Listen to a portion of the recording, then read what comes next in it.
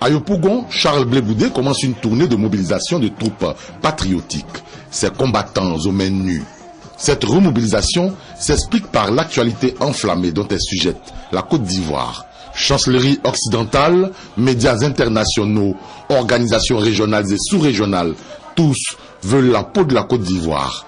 L'heure de la résistance a donc sonné pour les patriotes ivoiriens, avec en tête leur général, Charles Blé Goudé. J'ai une précision de taille à faire cet après-midi. Voyez-vous, hier, vous avez vu les bandes déroulantes à la télé. Nous avons lancé un message pour vous inviter à ce meeting, à ce rassemblement. Et puis ce matin, je me réveille. Je me rends compte aux environs de 13h, 14h que sur toutes les chaînes internationales, oui, Blé Goudé, un probago, appelle les patriotes à aller saccager les installations de l'ONUCI. Blé Goudé appelle les patriotes à aller attaquer le camp Ouattara. Je voudrais vous dire ceci. Je n'ai appelé personne à aller attaquer qui que ce soit. Moi, je suis un légaliste. J'ai le droit avec moi. Le candidat Gbagbo, aujourd'hui président de la République de Côte d'Ivoire, a le droit avec lui. Il est président. Nous, on n'a pas de problème. Ce sont ceux qui s'agitent qui ont un problème. Je répète et j'ai dit que M. Nicolas Sarkozy, président de la République de France, et l'ONU prépare un génocide en Côte d'Ivoire. Ça, c'est moi qui ai dit. Si ça vous me dit à cause de ça, tuez-moi. C'est moi qui ai dit ça. Je voudrais dire aux Français vivant en Côte d'Ivoire que le même mépris avec lequel M. Sarkozy nous traite, c'est ce même mépris avec lequel il est traité. Mais nous vivons ici. Lui, il est à Paris. Que la Côte d'Ivoire s'embrase, il s'en fout. Mais nous avons tout ici. Le président Gbagbo n'est pas un sous-préfet français. Donc il n'est pas aux ordres de M. Sarkozy. Quand il y a un problème quelque part, si vous ne pouvez pas aider, vous taisez. Sinon, si c'est sur les militaires que M. Sarkozy compte pour venir nous tuer, vraiment, il n'a qu'à s'apprêter. Hein? Il n'a qu'à s'apprêter. Hein? Parce qu'il va tuer beaucoup. Hein? Et rassurez-le qu'on n'ira avec aucune arme. Nous n'irons avec aucune arme. Je l'ai dit la dernière fois, qu'ils ont l'ONU avec eux. Ils ont la licorne avec eux, ils ont l'armée française avec eux, ils ont les rebelles avec eux, ils ont toutes les armées puissantes du monde avec eux. Nous avons l'éternel des armées avec nous. Je le répète encore. Nous avons l'éternel des armées avec nous. Et il a une armée invisible. Il a une armée invisible. Il a une armée qui frappe au moment où il faut. Il a une armée qui n'est pas réussie. C'est pourquoi je voudrais vous dire, de dire calmement aux uns aux autres de se calmer. Ici en Côte d'Ivoire, regardez, depuis une semaine, les gens allaient tranquillement au travail. Cela veut dire qu'ils se reconnaissent dans le président qui est là. Ils se reconnaissent dans les institutions qui sont là. Mais les Ivoiriens n'ont aucun problème. C'est Sarkozy qui a un problème. Mais ils n'ont qu'à faire erreur. Ils n'ont qu'à faire erreur. Ils n'ont qu'à faire erreur. Pour s'attaquer à un seul cheveu de Gbagbo Laurent. Parce qu'on est là, oui, il a mis en garde Gbagbo.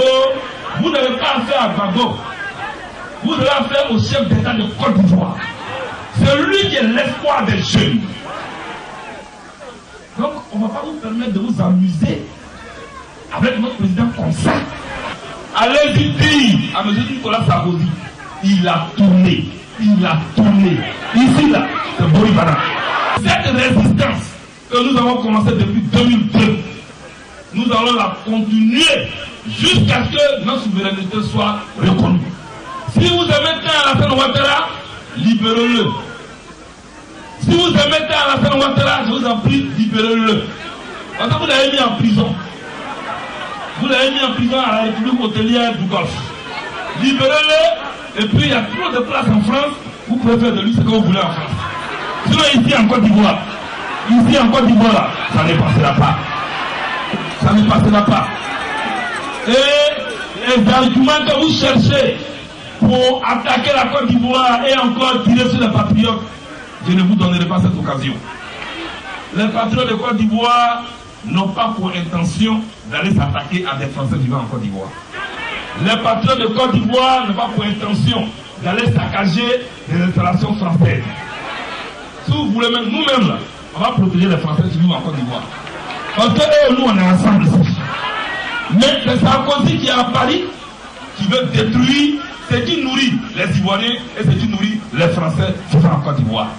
L'ONU a démontré depuis avant-hier qu'elle n'est plus une force de neutre en Côte d'Ivoire, qu'elle n'est plus une force de paix en Côte d'Ivoire. En fait, l'ONU est venue avec un mandat souterrain que nous ne connaissons pas. C'est-à-dire enlever Gbagbo au pouvoir. L'ONU se met devant, les rebelles se cachent derrière et ils vont enlever Gbagbo au pouvoir. J'ai dit, planquez chaque Ivoirien. Parce que vous allez tuer beaucoup. Vous allez tuer beaucoup d'air. Les rebelles vont vous compter. Les rebelles vont vous compter. Les rebelles vont vous compter.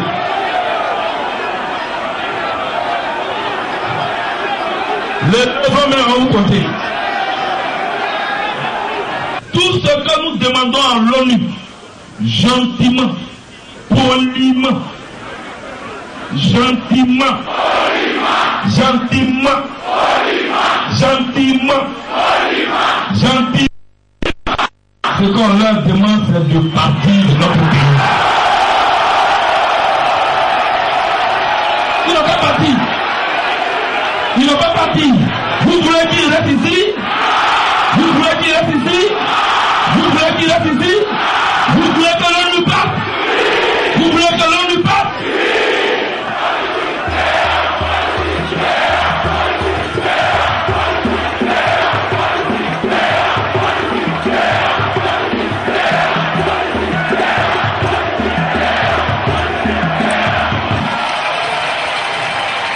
Alors, pour que l'on s'y parte, moi, je voudrais vous dire, et notez ça très bien, contrairement à ce que Hitler est en train de raconter, contrairement à ce que toutes les télés sont en train de raconter, je n'ai pas besoin de force. Nous avons demandé à la LICOL d'accompagner l'ONU si je pense.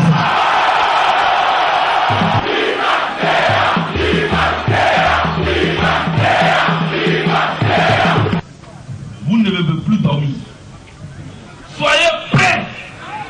Soyez prêts. Soyez prêts. Soyez prêts. Soyez prêts. Soyez prêts. Soyez prêts. Soyez prêts. Soyez prêts. Est-ce que vous êtes prêts? Est-ce que vous êtes prêts?